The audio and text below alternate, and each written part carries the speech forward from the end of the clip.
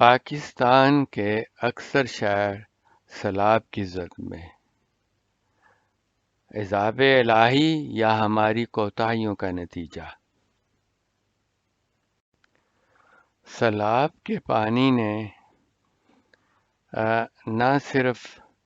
غریب علاقوں یا غریب عوام کو نقصان دیا اس دفعہ، لیکن امیر علاقوں میں بھی اس دفعہ ان کی تباہی کے آثار نظر آ رہے ہیں۔ کاریں ڈوبی ہوئی، لوگ کندھوں تک پانی میں ڈوبے ہوئے، لوگوں کے گھر کا سامان پانی میں فلوٹ ہو رہا ہے، وہ تیزی سے جا رہا ہے، جانور اس میں بہتے جا رہے ہیں۔ ایسا لگتا ہے کہ جیسے پتہ طوفان نوح آ گیا ہے، لیکن یہ طوفان نوح نہیں، اس میں ہماری اپنی کوتاہیوں کا نتیجے میں یہ چیزیں آئیں۔ پہلے سب سے بڑا عمل یہ تھا کہ ہم لوگوں نے اپنا واٹر ویز کو صحیح طرح قابو نہیں کر سکے۔ ہمارے نکاس سسٹم جو تھا ان میں لوگوں نے کچرا بھر دیا ہوا تھا، بجائے اپنے گھر کی صفائی رکھتے، اپنے علاقے کے سامنے کی نالے سے ندی نالے صاف کرتے چھوٹے جو ہے، تو تاکہ پانی ایزیلی بہہ سکے، لیکن وہ لوگوں نے کچرا کوڑوں سے بھر دیا، جس کا نتیجہ یہ ہوا کہ پانی جو ہے وہ ابل کے سب سے باہر آ گیا، اور یہ نشیبی علاقوں میں پہلے پہنچ گیا، وہاں لوگوں کی فصلیں تباہ ہو گئیں، جانور جس کے پانی میں بہہ گئے۔ پتہ نہیں لوگ بیچارے کیا کریں گے، اللہ تعالیٰ ہی ان کی حفاظت کرے، ان کے روزگار کا، ان کی پریشانیوں کا کوئی اس وقت کوئی نظر نہیں آتا کہ اللہ تعالیٰ کو اپنی رحمت کرے تو ان کو اس مصیبت سے نجات دے۔ مجھے یاد پڑتا ہے کہ میں ابھی چھوٹا تھا، مجھے یاد ہے کہ یہ میرا 60s کی بات ہے کہ لاہور میں شدید موسلادھار بارش ہونے کے بعد لوگوں کے مکان گرنے شروع ہو گئے، لوگ چھتوں پہ چڑھ پہ اذانیں دینے لگے۔ اس وقت لوگ سب پریشان تھے کہ اس وقت پاکستان کی کنڈیشن ایسی نہیں تھی، ریسنٹلی وہ آزاد ہوا تھا، ریسورسز اتنے نہیں تھے، ندی نالے کیا نام ہے، ڈرینیج سسٹم صحیح نہیں تھا لوگوں کے سامنے، اسی طرح نالے جیسے آج کل کراچی میں حالت ہو گئی، اس وقت نالوں میں کچرا بھی ہوتا تھا، نالوں میں وہ پانی کا نکاس نہیں تھا۔ یہ چیزیں ہونے کی وجہ سے وہ ہم پہ وہ مصیبت آئی۔ اب وہاں 60 سے لے کر اب ہم پہنچ گئے ہیں 2020 میں، تقریباً 60 سال کے اندر ہم نے کوئی سبق نہیں سیکھا، ہم جہاں تھے وہاں سے اس سے مزید بدتر ہو گئے۔ قومیں اپنی پچھلی یہاں کی یورپین قوموں کو میں اگزامپل دیتا ہوں، ان لوگوں نے بڑی مصیبتوں سے بڑی مشکلات دیکھی، لیکن ان مشکلات پر قابو پانے کے لیے اور آئندہ نسل کو سہولت دینے کے لیے اس میں امپروومنٹ کرتے رہے، اس میں اپنی طرف سے جہاں چاہے والنٹری کنٹریبیوشن کی یا پیڈ کنٹریبیوشن کی انہوں نے کرتے رہے تاکہ اپنی حالت بہتر بتا سکے۔ وہ حدیث میں بھی آتا ہے کہ، اور حدیث ہے ایکچولی قرآن مجید میں بھی ہے، اللہ تعالیٰ اس قوم کی حالت نہیں بدلتا جب تک کہ اسے خود اپنی حالت بدلنے کا نہ سوچو، یعنی اللہ تعالیٰ کی سنت میں کوئی چینج نہیں ہے، جو محنت کرتا ہے اس کو پھل مل جاتا ہے، جو محنت نہیں کرے گا وہ آخر میں پچھتائے گا۔ تو ہم نے 60 سال اپنی ذاتی مفادات کی خاطر، اپنے یو نو ملک کے مفادات کو نظر انداز کرتے ہوئے اس ملک کو یہاں اس حالت میں ہم لے کے آ گئے ہیں۔ کاش کہ اب بھی ہمارے ملک کے باشندے شہری یہ احساس کر لیں کہ آئندہ نسلوں کے لیے اس ملک کو ہم نے بنانا ہے۔ اس کوئی کمپنی پاکستان ایک کنٹریز کا کنٹری کیسے تھے، ایک کمپنی کی طرح ہے۔ اگر آپ نے کوئی کمپنی بنائی اور اس کو یہ کہنا چاہیے اس کو سکسیسفل بنانا ہے، تو اس کے لیے اس کے ڈائریکٹرز جو کہ فار ایگزامپل پارٹی یہ پولیٹیکل پارٹیز اور لیڈرز، اور اس کے امپلائی کمپنی کے جو کہ عام شہری، اس سب کو مل کر ایک کامن گول کی طرف اپنی ایفرٹس لگانی پڑتی ہیں، پھر جا کے کمپنی جو ہے وہ کامیاب ہوتی ہے۔ اگر کمپنی کے ڈائریکٹر ایک صرف کھینچ رہا ہو، دوسری طرف کھینچ رہا ہو، تو امپلائیز جو صرف ان کو صرف یہ انٹرسٹ ہو کہ ہمیں تنخواہ مل جائے چاہے کمپنی جائے بھاڑ میں، تو پھر اس طرح کمپنی کامیاب نہیں ہوتی۔ یہاں ہمیں وہ اپروچ بنانی پڑے گی کہ ہم کامن ایک اپنے گھر کی طرح، جس طرح انسان گھر کے لیے کئی دفعہ بغیر معاوضے بھی کام کر دیتا ہے، کئی دفعہ یہ ہوتا ہے گھر میں چیز دیکھتا ہے کہ یہ خراب ہے، اس کو ٹھیک کر دی۔ اسی طرح اگر ہم اپنے گھروں سے، اپنے محلوں سے، اپنے گلی گلوں سے شروع کریں، چھوٹی چھوٹی چیزوں کو دیکھتے ہوئے، یہ اٹ ول یہ حتیٰ کہ وہ شہر کے لیول پہ، پھر قوم لیول پہ، اس سے پاکستان میں شعور بھی آئے گا اور پاکستان ترقی کی طرف انشاءاللہ گامزن بھی ہوگا۔ ہم ہمیشہ بلند باغ دعوے کرتے ہیں کہ پاکستان کو ہم مدینہ کی ریاست بنائیں گے۔ مدینہ کی ریاست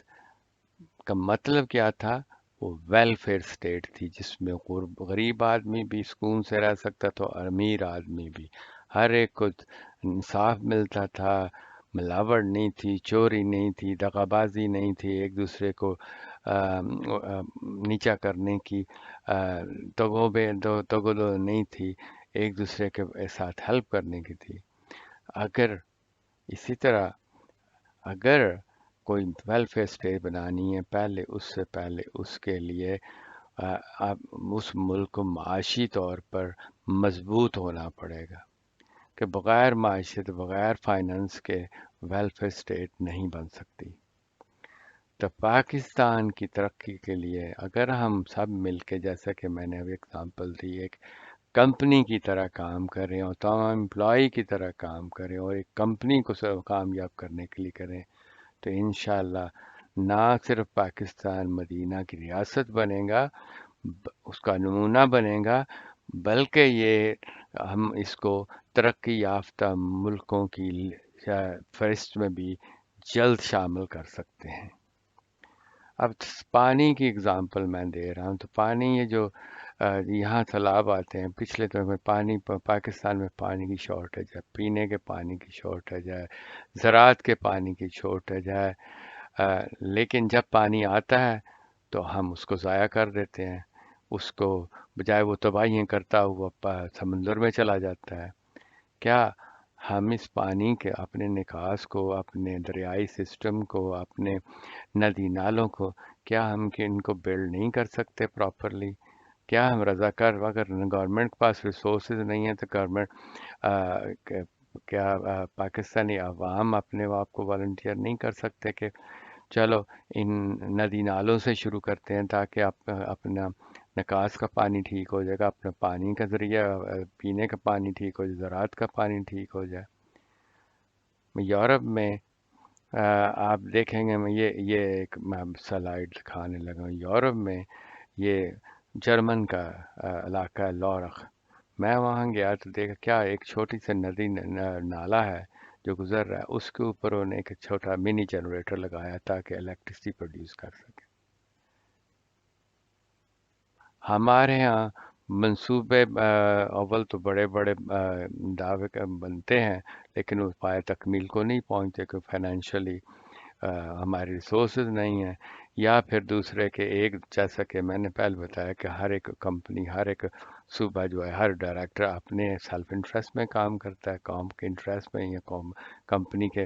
اوور آل انٹرسٹ میں کام نہ کرنے کی وجہ سے وہ کبھی پایا تکمیل کو نہیں پہنچتے۔ اس صورت میں اگر ہم اپنے دریائے نالوں کو تھوڑا سا وائڈ کیا نام ہے ڈیپر کر لیں، تو یہ پانی نہ صرف ہمارے لیے اسٹور ہو جائے گا، ہمارے لیے بگ ڈیم وہ تو بنانے چاہیے، لیکن اگر نہ بھی ہوں گے تو کم سے کم پانی وافر مقدار میں ہمارے اسٹور ہونے کی کیپیسٹی ہوگی۔ اس سے ہم چھوٹے چھوٹے جنریٹر بنا سکتے ہیں، جیسے کہ تصویر میں بتایا دیکھ رہے ہیں کہ یہ الیکٹریسٹی پروڈیوس کرتا ہے جرمن ولیج لورخ کے لیے۔ تو اسی طرح اگر ہم یہ کام کریں تو پھر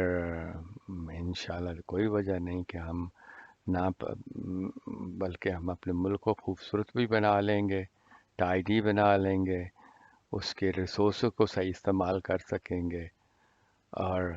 آ، ملک کے لیے آئندہ نسلوں کے لیے ہم ایک آ، بہترین مدینہ کی ریاست کا نمونہ چھوڑ سکیں گے۔ اور اس کے بننے سے پاکستان کی ترقی سے ہم پاکستانی لوگ اپنے فخر سے اپنا سر بھی اٹھا سکیں گے، نہ کہ ہم عربوں کے پاس کبھی جا کے پیسے مانگتے ہیں، کبھی چائنا کے پاس پیسے مانگتے ہیں۔ اللہ تعالیٰ نے پاکستان میں کثرت سے نوازا ہے، نیچرل ریسورسز میں، ہیومن ریسورسز میں۔ 65% پاکستان کی آبادی جو ہے وہ ینگ ہے، وہ پروڈکٹیو ہے، ان کو یوٹیلائز کر سکتے ہیں، ان کو ترغیب دے سکتے ہیں کہ جو نیشنل انٹرسٹ کی خاطر 5 گھنٹے بھی اگر رضاکارانہ طور پر کام کریں، کوئی ڈائریکشن دینے والا ہو تو وہ بس صاحب تیار ہو جائیں گے۔ لیکن انفارچونیٹلی اس وقت ڈائریکشن دینے والا کوئی نہیں، جو ڈائریکشن دیتا ہے وہ اپنے سیلف انٹرسٹ کے لیے دیتا ہے، نہ کہ نیشنل انٹرسٹ کے لیے۔ پاکستان کو بنانے کے لیے وہ بوڑھے سٹوری جو میں نے پڑھی تھی، آم بنانے کا درخت لگانے والا ایک آدمی تھا، وہ آم کا درخت لگا رہا تھا، تقریباً 65 کا ہوگا۔ بادشاہ سلام وہاں سے گزر ہوا، انہوں نے پوچھا کیا بابا کیا کر رہے ہو؟ کہہ رہا جی میں آم کا درخت لگا رہا ہوں۔ وہ بڑا حیران ہوا، اس نے کہا یہ تو 70-80 سال لگتے ہیں اس کو بڑا ہو کے آم پھل آتے ہوئے، تو بابا آپ کیسے کھائیں گے؟ کہنے لگا نہیں دیکھیں بادشاہ سلامت، میں نے جو اب ہم نعمتیں کھا رہے ہیں یہ ہمارے باپ دادا جنہوں نے 100 سال پہلے یا 50 سال پہلے لگا گئے تھے، اس کی وجہ سے ہم کھا رہے ہیں۔ میں بھی چاہتا ہوں یہ میں لگا رہا ہوں تاکہ میری آئندہ نسلیں بھی اس اللہ تعالیٰ کی نعمت سے استفادہ حاصل کر سکیں، نہ کہ وہ کہیں کہ ہمیں بجائے کوسنے کے شکر ادا کریں اللہ تعالیٰ کا۔ تو ہمیں اس اپروچ کو اپناتے ہوئے اپنی آئندہ جنریشنوں کو کا مستقبل کا روشن کرنے کے لیے یہ کام کرنا ہوگا، یہ تکلیفیں برداشت کرنی ہوں گی، اپنے سیلف انٹرسٹ کو چھوڑ کر۔ خدا را ٹھیک ہے ہم نے 70 سال 72 سال ضائع کر دیے، جو کہ بہت امپورٹنٹ پیریڈ تھا کسی نیشن قوم کے زندگی میں، اور سنہری موقع تھا اس، لیکن ہم نے ضائع کر دیا۔ وقت ابھی بھی نہیں گزرا، اب بھی ممکن ہے، لیکن صرف چاہیے اپروچ جو کہ بے غرض اپروچ، مخلص پاکستان کی، مخلصی پاکستان کی ترقی کے لیے، تو انشاءاللہ پاکستان پھر ایک ترقی یافتہ ملک اور مدینہ کی ریاست بن جائے گا۔ پاکستان پائندہ باد۔